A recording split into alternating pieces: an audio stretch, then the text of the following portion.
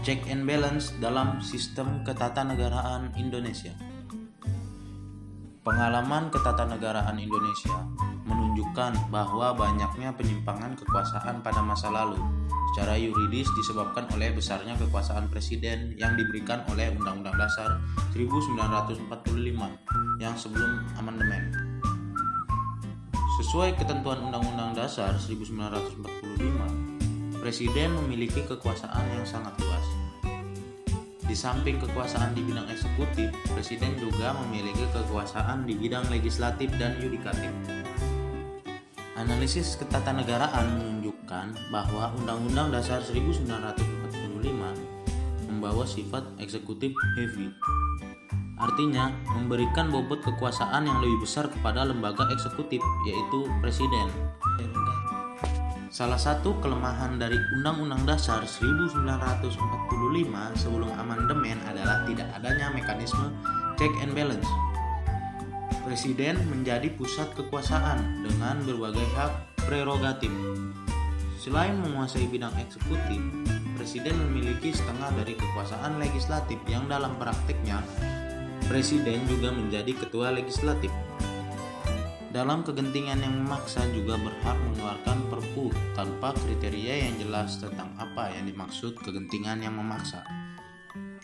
Undang-Undang Dasar 1945 juga tidak mengatur mekanisme judicial review, padahal seringkali lahir produk legislatif yang dipersoalkan konsistensinya dengan Undang-Undang Dasar. Dan lebih banyaknya undang-undang yang didominasi oleh keinginan politik dari pemerintah. Sistem ketatanegaraan Indonesia setelah amandemen Undang-Undang Dasar 1945 sudah memulai menganut prinsip check and balance.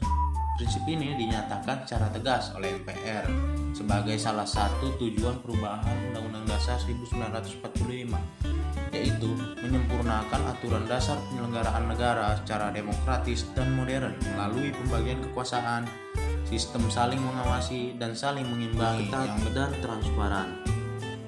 Pada intinya, check and balance dalam sistem ketatanegaraan Indonesia ada sejak Undang-Undang Dasar 1945 mengalami amandemen atau perubahan. Untuk lebih jelasnya, saya akan menggambarkan hubungan antara kekuasaan legislatif, eksekutif, dan yudikatif di Indonesia. Yang pertama, hubungan antara legislatif dan eksekutif. Keseimbangan antara kekuasaan legislatif dan eksekutif telah diletakkan landasannya secara konstitusional dalam Undang-Undang Dasar 1945 setelah amandemen.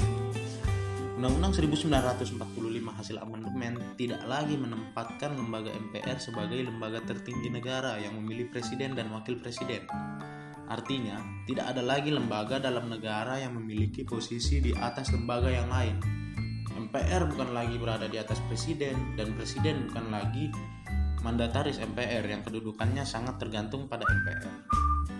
Melalui amandemen Undang-Undang 1945 telah terbangun sistem ketatanegaraan yang membawakan sifat egalitarian di antara lembaga-lembaga negara yang ada. Sebab ketika ada lembaga yang memiliki kedudukan tertinggi, berarti secara yuridis konstitusional lembaga tersebut berhak melakukan tindakan apa saja tanpa dikontrol oleh lembaga yang lain. Hal ini kurang sesuai dengan jiwa demokrasi yang mengandung nilai kesetaraan. Dalam hal ini adalah kesetaraan di antara lembaga-lembaga negara di dalamnya. Antara DPR dan Presiden terdapat hubungan yang secara garis besar dapat dinyatakan dalam dua hal, yaitu hubungan yang bersifat kerjasama dan hubungan yang bersifat pengawasan. Dalam hal hubungan yang bersifat kerjasama, kedua lembaga itu harus bekerja sama dalam pembuatan undang-undang, termasuk Undang-Undang APBN. Melalui amandemen Undang-Undang Dasar 1945, kewenangan membuat undang-undang telah diletakkan pada porsi yang sesuai, yaitu DPR. Hal yang masih perlu menjadi perhatian adalah bagaimana agar dalam praktik DPR lebih berperan dalam pengajuan rancangan undang-undang. Sebab selama ini inisiatif untuk membuat rancangan undang-undang hampir semuanya datang dari pemerintah atau presiden. hubungan antara Presiden dan DPR yang bersifat pengawasan, tampak bahwa pengawasan yang dilakukan DPR terhadap kebijakan pemerintah telah berjalan baik dibanding dengan era sebelumnya. Bahkan, pengawasan tersebut kadang-kadang terkesan berlebihan, di mana DPR mempersoalkan kebijakan pemerintah yang semestinya tidak perlu dipersoalkan. Di sisi lain, dalam hal tertentu, pengawasan itu tidak ada tindak lanjut yang jelas. 2. Hubungan antara eksekutif dan yudikatif. Titik simpul dalam hubungan antara eksekutif dan yudikatif terletak pada kewenangan Presiden untuk melakukan tindakan dalam lapangan yudikatif, seperti memberi grasi, amnesti, abolisi, dan rehabilitasi.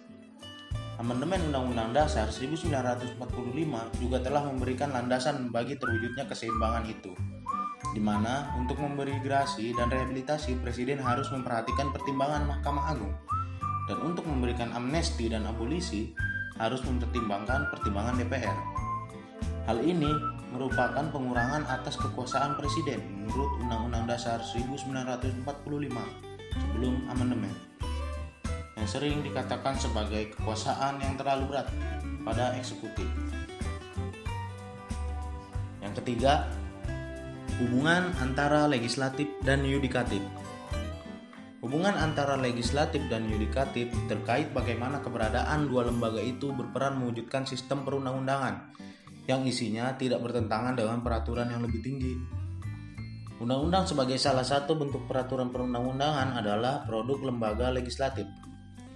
Di pihak lain, ada kewenangan Mahkamah Konstitusi untuk menguji undang-undang terhadap Undang-Undang Dasar 1945 yang memungkinkan ketentuan dalam undang-undang dinyatakan tidak sah karena bertentangan dengan Undang-Undang Dasar.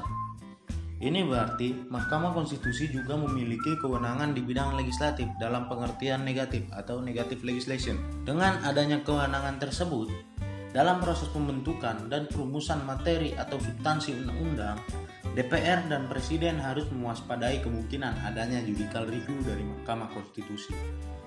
Sebagaimana dikemukakan Muhammad Mahfud MD, pelembagaan judicial review diperlukan karena undang-undang itu adalah produk politik yang pasti tidak steril dari kepentingan politik anggota-anggota lembaga yang membuatnya.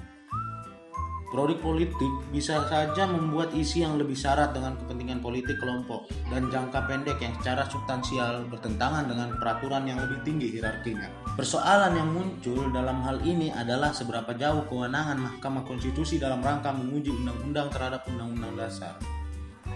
Apakah kewenangan Mahkamah Konstitusi sebatas menyatakan isi pasal tertentu dalam undang-undang bertentangan dengan Undang-Undang Dasar? Ataukah Mahkamah Konstitusi juga berwenang menentukan rumusan pasal sebagai koreksi atas pasal yang dianggap bertentangan itu? Terakhir, sampailah kita pada simpulan materi ini.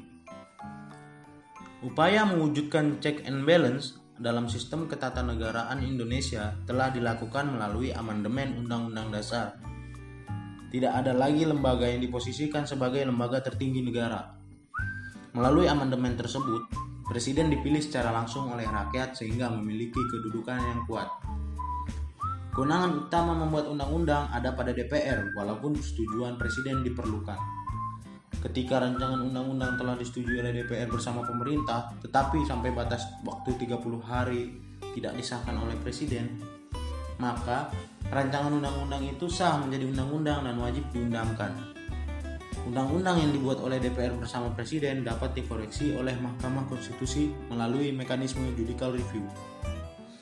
Akhirnya, ketika terjadi sengketa kewenangan antar lembaga negara, Mahkamah Konstitusi yang berwenang memutuskan.